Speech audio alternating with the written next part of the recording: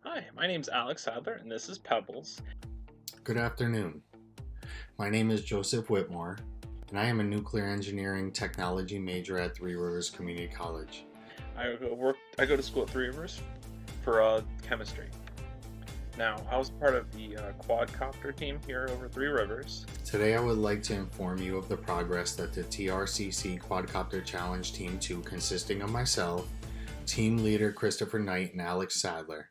May I begin by expressing how excited our team was to be chosen for this honor. After the first meeting on January 31st, 2020, our team formed an organized approach toward meeting all the required tasks.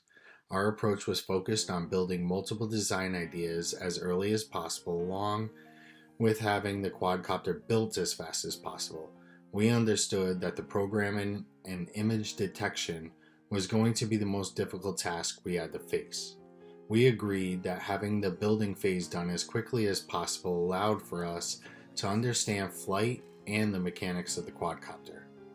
This would help give us insight into the best way to program the quadcopter for autonomous flight. Additionally, this approach allowed for a long allotted time set aside for both of those difficult tasks. The first week of February, we set aside every Friday night to come together as a group to evaluate our individual tasks. The first meeting, the team assembled the quadcopter and discussed the mechanics, and we thought we could make improvements. Our team leader, Chris Knight, suggested that we would begin by designing rotor guards and material collection apparatus. And our team as a whole probably made the most progress with the rotor guards. Lots of different ideas were proposed, all with different pros and cons. One of the most promising ideas for the lightweight protection was to weave a high-strength fiber in between metal prongs.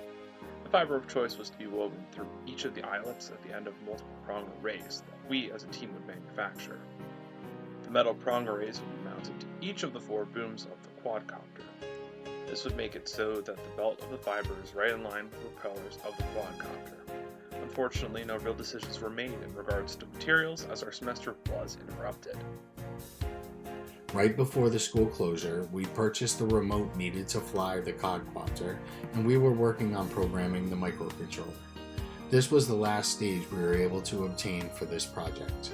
All aspects of the quadcopter challenge was extensively analyzed and had specific deadlines that we were unable to meet due to school closures. There is no doubt in my mind that we would have produced an effective quadcopter that could be considered by NASA in the design of our quadcopter for the Mars mission. It is ineffective that we are unable to produce a sample that we really wanted to produce. The project was very exciting. All of us really worked hard towards it. We put in multiple days a week and we fought to figure out the best way we can help our challenge. We really wanted to give every effort we could to effectively help NASA obtain the mission to go from Mars and to the moon. It is my honor, and with great sadness, I must display that I am very saddened that I didn't get to further my research. I didn't get to further any ability to try to help this option become viable. Either way, I am glad that I had this opportunity. I thank everybody on the board, and I thank NASA for even considering us for this scholarship.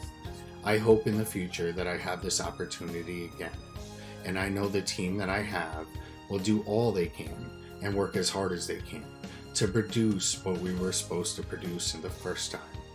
I hope all of you stay safe, and I hope all of you are good. Thank you for all of your efforts, and thank you for the funding and the scholarship. I hope you all have a great day, and have a good night.